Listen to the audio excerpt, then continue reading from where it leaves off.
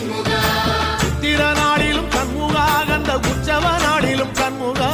நாடுங்கிழமையும் சண்முகா ஒரு உண்மையை சொல்லவா சண்முகா ஆறு படையிலும் ஆறு காலத்திலும் பூசை நடக்குமே சண்முகா